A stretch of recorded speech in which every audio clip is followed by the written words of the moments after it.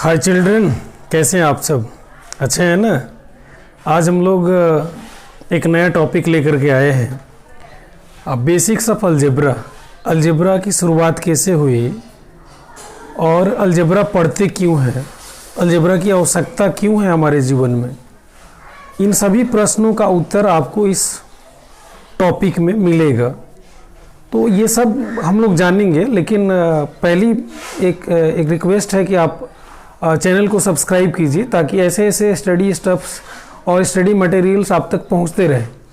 तो आइए इस टॉपिक पर बिना देर किए हुए basics of algebra. Algebra class 6 से लेकर के आगे के क्लासेस तक, आप आगे मैथमेटिक्स जहां तक पढ़ते हैं वहां तक ये अलजेब्रा मिलता है। और बहुत सारे बच्चों के लिए ये थोड़ा सा परेशानी करने वाला होता है, थोड़ा सा परेशान करता है। जो इसके कंसेप्ट को नहीं समझते उनको परेशान करता है, लेकिन जो ये बात समझ जाते हैं कि आखिर अलजेब्रा है क्या, उनके लिए कोई परेशानी नहीं है। इस बेसिक्स ऑफ अलजेब्रा पे जाने के पहले मैं आपको थोड़ा सा एक स्टोरी सुनाता हूँ। इस स्टोरी को सुनना है और उसके बारे में समझना है।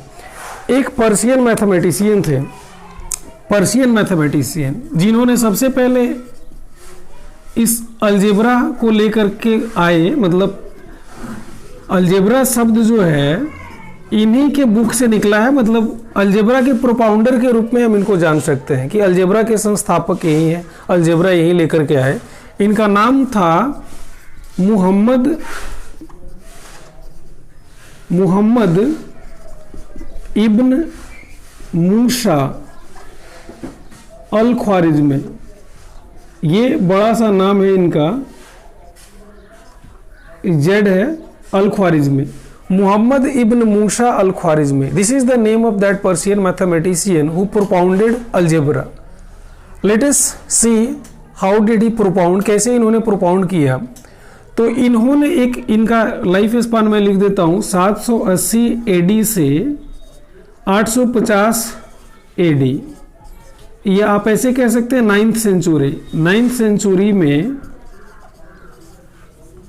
इनका वो कार्यकलाप जो है 9th सेंचुरी का है।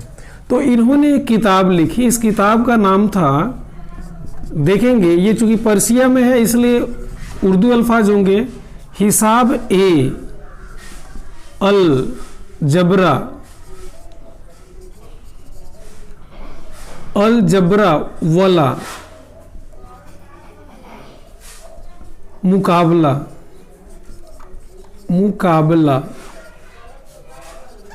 This was the book written by him. इन्होंने ये किताब लिखी जिसका नाम था हिसाब ए अलजबर वाला मुकाबला। कालांतर में ये, चूंकि ये बुक का नाम इतना बड़ा नाम है, हिसाब ए अलजबर वाला मुकाबला, this much big name, you see the same is practised in day to day basis. रोज रोज के जीवन में ये ऐसा प्रैक्टिस किया जाता है कि अगर कोई बड़ा नाम है तो उस नाम को लोग छोटा कर देता है। जैसे मान लीजिए आपको मैं बताता हूँ, इंद्रदेव नाम है गांव में किसी का या शहर में, तो लोग उसको इनरदेव कह देता है। उसी तरह से बहुत बड़ा नाम किसी का है, हजरत अली नाम है, तो लोग उसको हजरत अली कह देता है। मतलब बड़े बड़े नाम को छोटा छोटा करने का नाम, इंद्र नाम है तो इनर लोग कह देता है। तो ऐसे बड़े बड़े नामों को छोटा छोटा नाम करने का या सुविधाजनक बनाने का ट्रेंड रहा है लोगों के बीच। उसी तरह से ये नाम था हिसाब ए अलजबर वाला मुकाबला। This much big name, how can the people carry it onward. This is why लोगों ने इनको क्या किया कि इस नाम को अब अलजेब्रा कर दिया। जैसे हिसाब ए अलजबर था तो यही आगे जाकर के अलजेब्रा हो गया, जिसको आज हम लोग अलजेब्रा के रूप में जानते हैं।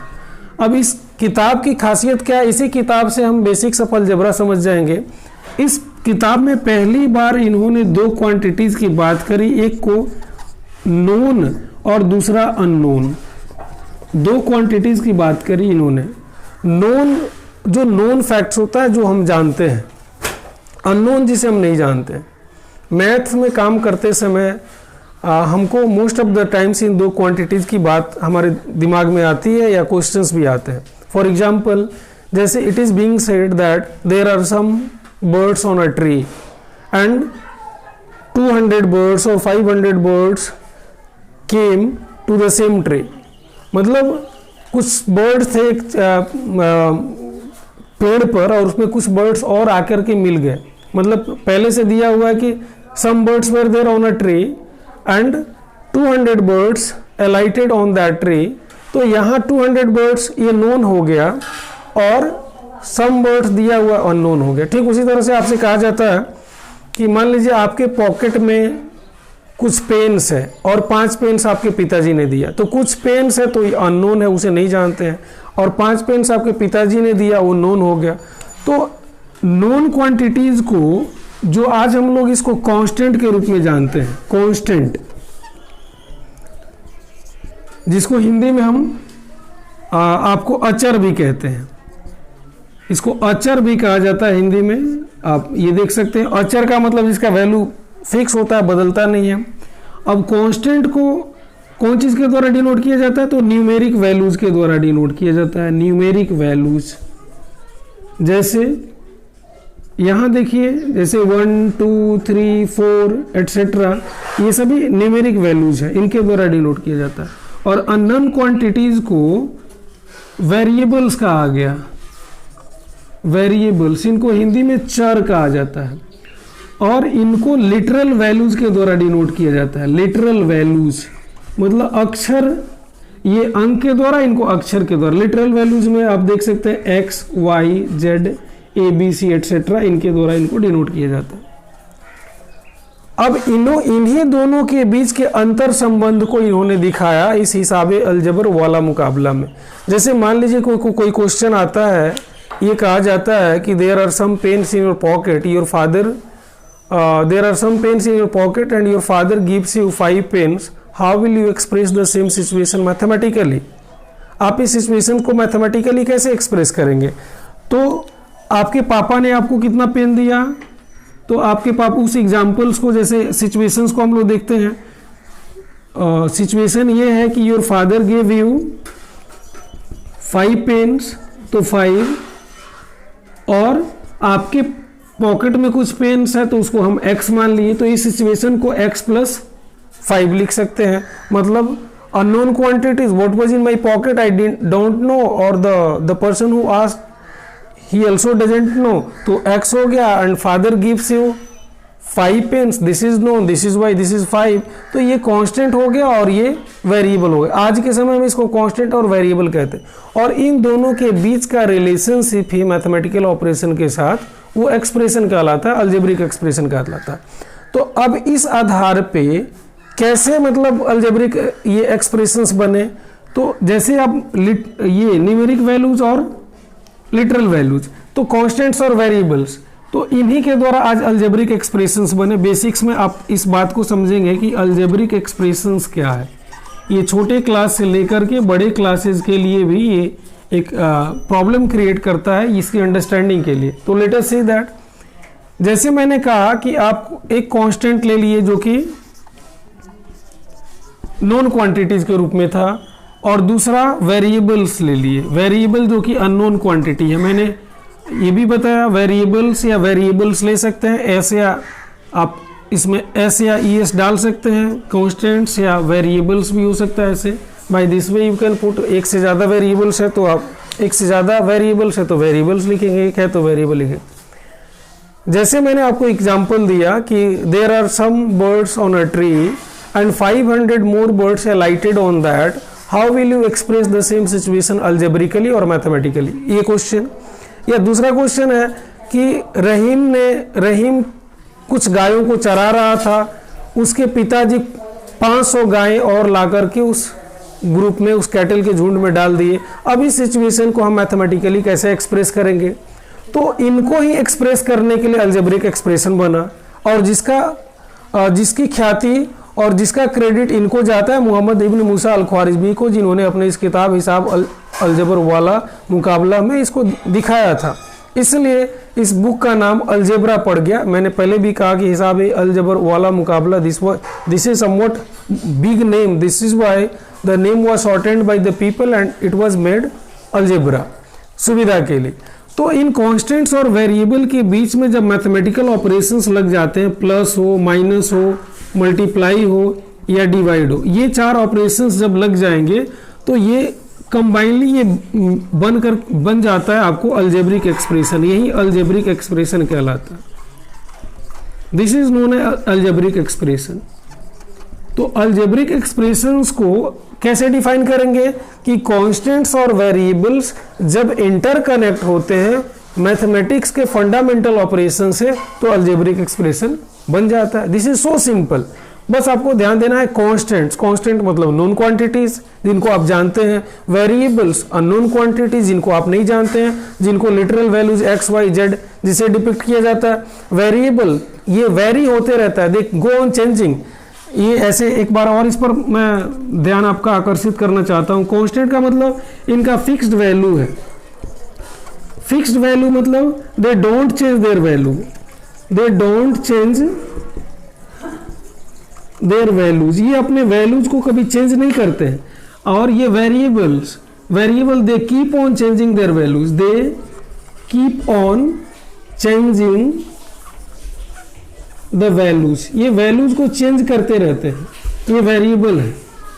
तो variables they keep on changing their values and constants they don't change their values. जैसे मैंने आपको एग्जांपल दिया कि आपके पॉकेट में कुछ पेन्स थे और आपके पापा ने 5 पेन और दिया, तो इसको मैथमेटिकली कैसे एक्सप्रेस करेंगे, तो आपने 5 + x बताया, या 5 + x के द्वारा हम डिपिक्ट करेंगे, इसको डिनोट करेंगे। तो ये वेरिएबल और कांस्टेंट्स के बीच का एक रिलेशनशिप हो गया। तो इसी रिलेशनशिप को हम अलजेब्रिक एक्सप्रेशंस के रूप में जानते हैं। ये हम लोग समझ रहे थे। अब इस चीज को हम लोग डेफिनेशन के थ्रू कैसे जानेंगे, तो निश्चित रूप से हम कह सकते हैं ये कि अलजेब्रिक एक्सप्रेशंस क्या है। तो लिखेंगे कि इंटरकनेक्शन या when constants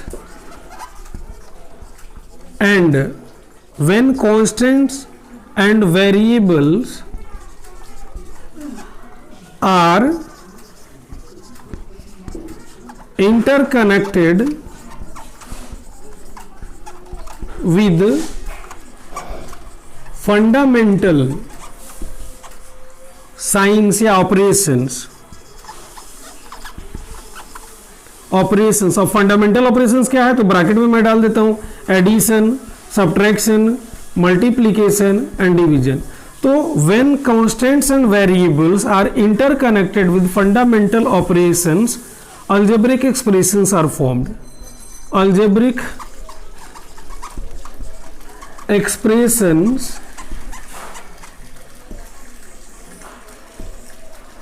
expressions are formed. ये अलजेब्रिक एक्सप्रेशन है। इसमें केवल एडिशन या सब्ट्रैक्शन ही नहीं हो सकता, मल्टीप्लिकेशन डिवीजन भी हो सकता है। जैसे मान लीजिए कि आपके पॉकेट में कुछ पेन्स है, चाहे there are some mangoes in your mango orchard. एक दूसरा एग्जांपल लेते हैं कि देयर आर, इसको मैं लिखता हूं, इस क्वेश्चन को आप इसको करके भी देखेंगे अपने माइंड में। There are some mangoes in your orchard, मतलब आपके बगीचे में कुछ आम है and they are to be divided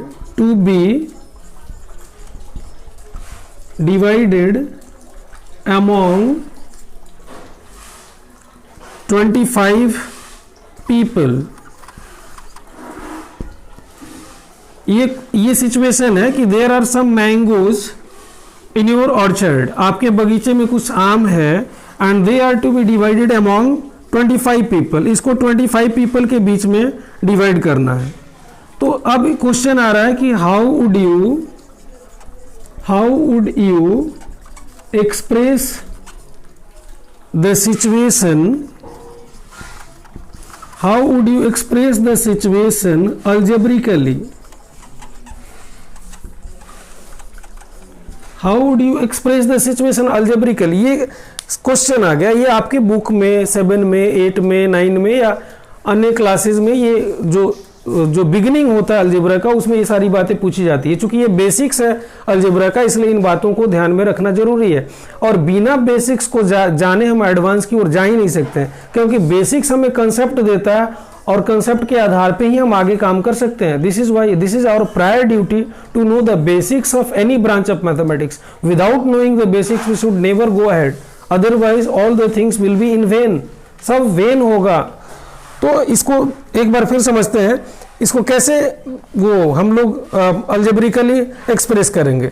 question है कि there are some mangoes in your orchard, आपके बगीचे में कुछ आम है, and they are to be divided among 25 people, how would you express the situation algebraically. मतलब इस सिचुएशन को आप अलजेब्रिकली कैसे एक्सप्रेस करेंगे।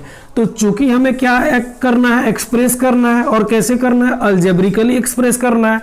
तो जब ये अलजेब्रिकली एक्सप्रेस हो जाएगा तो अलजेब्रिक एक्सप्रेशन बन जाएगा। तो इसके लिए हम क्या करते हैं, इसके सॉल्यूशन में बस यही करते हैं कि इसमें देखते हैं कि अननोन क्वांटिटी क्या है। तो अननोन क्वांटिटी ये है, पता नहीं है कि आम कितना है। Some mangoes given, then we don't know what is the quantity of that mangoes, exact quantity of that mangoes we don't know. हमें नहीं पता है कि मैंगो का एग्जैक्ट क्वांटिटीज क्या है। अच्छा, ये पता है कि कितने लोगों के बीच में बांटना है, यहाँ दिया हुआ है among 25 people.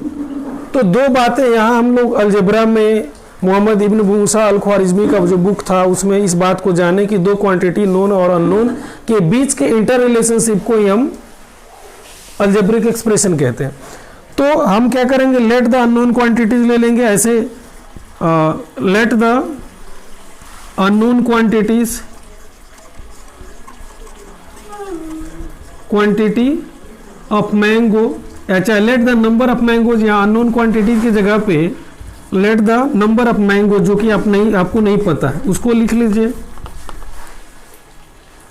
Late the number of mangoes be X, क्यों एक्स, क्यों एक्स मान लिए, क्यों लिटरल वैल्यूज दे दिए, क्योंकि अननोन है। अननोन को, अननोन क्वांटिटीज को या लिटरल वैल्यूज के द्वारा डिनोट किया जाता है।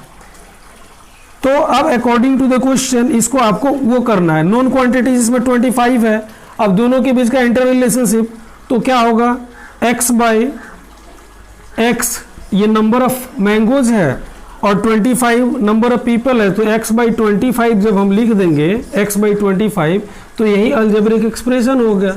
इसी को अलजेब्रिकली हम एक्सप्रेस कर दिए, इसको अलजेब्रिक एक्सप्रेशन कहते हैं। तो अलजेब्रा क्या है, अलजेब्रिक एक्सप्रेशन क्या है, इस बात को इस बेसिक्स के थ्रू हम लोगों ने जाना। उसके बाद इसी अलजेब्रिक एक्सप्रेशंस में ऐसे अलजेब्रिक एक्सप्रेशंस जिनके घात या पावर नॉन नेगेटिव इंटीजर्स होते हैं, मतलब अऋणात्मक पूर्णांक होते हैं, नॉन नेगेटिव इंटीजर्स, तो पॉलिनोमियल्स बन जाते हैं। और सारा खेल अलजेब्रा का फिर पॉलिनोमियल से शुरू हो जाता है। और पॉलिनोमियल्स होते हैं उसमें linear polynomial, quadratic polynomial, cubic polynomial, biquadratic, quintic, ये सारे पॉलिनोमियल शुरू हो जाते हैं। और जितना भी अलजेब्रा आगे बढ़ कर के जाता है, जैसे आप इक्वेशंस आते हैं अलजेब्रा में, तो लिनियर इक्वेशन, क्वाड्रेटिक इक्वेशंस, या बहुत सारा many more things what you study in algebra, तो वो सब चीज़ इसी पिलर्स पे, इसी आधार स्तंभ पे टिका हुआ है। इसलिए इसको बार बार देखना और समझना, जब तक ये क्लियर नहीं होता आगे बढ़ना अपने पैर में कुल्हाड़ी मारने जैसा है। This is why students you go through this basic once again whenever you feel 100% satisfied or 100% confident on that, then you move ahead. This is my prior suggestion to you. This is all. But ये इतना सारा कुछ किया जा रहा है, आपका भी कुछ फर्ज बनता है, आपका भी दायित्व बनता है कि कम से कम आप चैनल को सब्सक्राइब करें और वीडियो को लाइक और शेयर करें।